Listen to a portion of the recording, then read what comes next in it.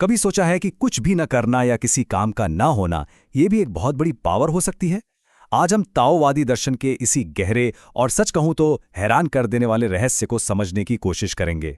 ये बात हमारी आज की दुनिया में कितनी अजीब लगती है ना? मतलब यहाँ तो हर कोई अपने काम का क्रेडिट लेना चाहता है, अपनी अचीवमेंट्स को दिखाना चाहता है। तो चलिए इस पैराडॉक्स की, इस विरोधाभास की गहराई में उतरते हैं और देखते हैं कि बिना क्रेडिट लिए आगे बढ़ने में आखिर कैसी ताकत छिपी है। और देखिए, यहीं से ना जिंदगी को देखने के दो बिल्कुल अलग रास्ते खुल जाते हैं। एक रास्ता जो महत्वाकांक्षा का है और दूसरा जो सहज होने का है। तो जरा इस फर्क को समझिए। एक तरफ वो मन है जो हमेशा कुछ बनने की दौड़ में लगा हुआ है, अपनी पहचान बनाने की कोशिश में है, और इसी वजह से ना वो हर चीज को, यहां तक कि रिश्तों को भी एक सीढ़ी की तरह देखने लगता है, और इसीलिए वो खुलकर प्यार नहीं कर पाता। और दूसरी तरफ है वो सहज मन जो बस होने में सुकून पाता है। उसे किसी को कुछ साबित नहीं करना है, इसलिए वो शांत है और बिना किसी शर्त के प्रेम कर सकता है। तो सवाल ये है कि अगर लगातार कुछ बनने की कोशिश करना ही जिंदगी का मकसद नहीं है, तो फिर विकल्प क्या है? और ताओवाद हमें एक ऐसा जवाब देता है जो सच में आपको चौंका सकता है। इसे ऐसे समझिए, ताओवादी फलसफे के हिसाब से असली ताकत उन चीजों में है ही नहीं जिन्हें हम देख सकते हैं, छू सकते हैं या नाप सकते हैं। नहीं, असली ताकत तो उस खालीपन में, उस शून्यता में छिपी है जो बाकी चीजों को असल में उपयोगी बनाती है। अब ये सुनने में थोड़ा अजीब लग सकता है ना, कि खालीपन में कैसी ताकत? पर रुकिए, चलिए इसे कुछ बहुत ही आसान रोजमर्रा के उदाहरणों से समझते हैं, तब ये बात बिल्कुल साफ हो जाएगी।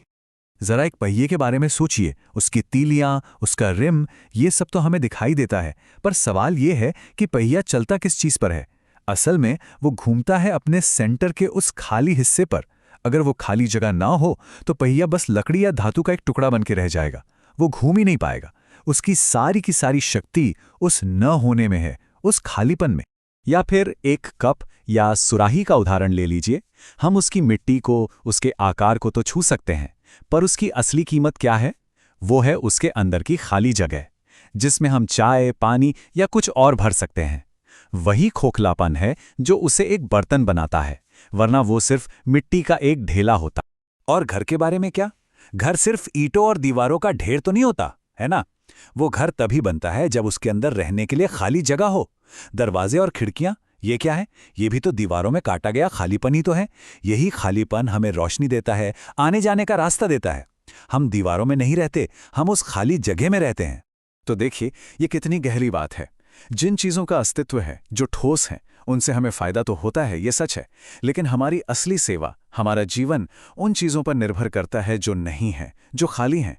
अब जरा सोचिए, क्या यह सिद्धांत हमारे जीवन के दूसरे हिस्सों पर भी लागू होता है? तो चलिए इसी सवाल को थोड़ा और आगे बढ़ाते हैं।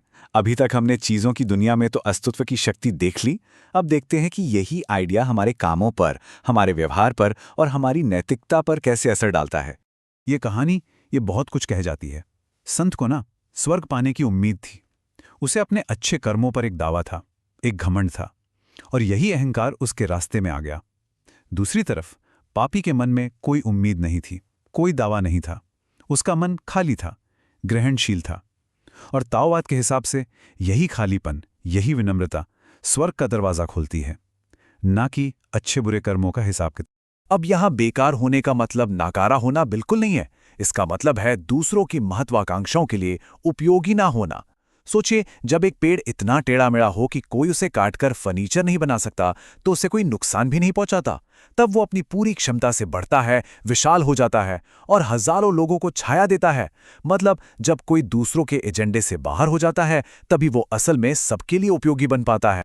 तो इन सभी विचारों को जब हम अपनी जिंदगी में उतारते हैं, तो आखिर होता क्या है? हम अस्तित्व की एक ऐसी अवस्था में पहुंचते हैं, एक ऐसी चेतना में जिसे यहाँ घाटी की आत्मा कहा गया है। इसे रहस्यमयी स्त्री या घाटी की आत्मा इसीलिए कहा गया है क्योंकि ये ग्रहणशीलता का, धैर्य का और शांति का प्रतीक है। जरा सोचिए, जैसे एक घाटी नीचे होती है, वो सब कुछ अपने अंदर समा लेती है, बिना कोई भेदभाव किए। ठीक वैसे ही ये चेतना है। ये जोर जबरदस्ती नहीं करती, बल्कि हर चीज को स्वीकार करती है, उसे जगह देती है। और ये कोई आलस वाली अवस्था नहीं है, बिल्कुल नहीं। ये एक गहरी भीतरी शांति है जो हमेशा हमारे अंदर मौजूद रहती है। जब हम इससे जुड़ते हैं ना, तो हमें बाहरी चीजों से ताकत खींचने की जरूरत नहीं पड़ती। शक्ति अंदर से ही बड़े आराम से, सहज रूप से बहती है। एक सुकून मिलता है और दुनिया में कहीं भी परायापन महसूस नहीं होता। एक घर जैसा एहसास होता है। और आखिर में ये पूरा फलसफा हमें इस एक सवाल पर लाके छोड़ देता है, तुम कौन हो? बोधिधर्म का जवाब, मुझे नहीं पता।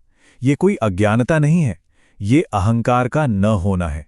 ये गहरी समझ का प्रतीक है। शायद सबसे बड़ी बुद्धिमानी ये जानने में नहीं है कि हम कौन हैं, बल्कि इस सवाल के साथ जीने में और हमेशा खोजते रहने में ही है। इस सवाल के साथ ही आज की बात खत्म करते हैं। मनन करने के लिए शुक्रिया।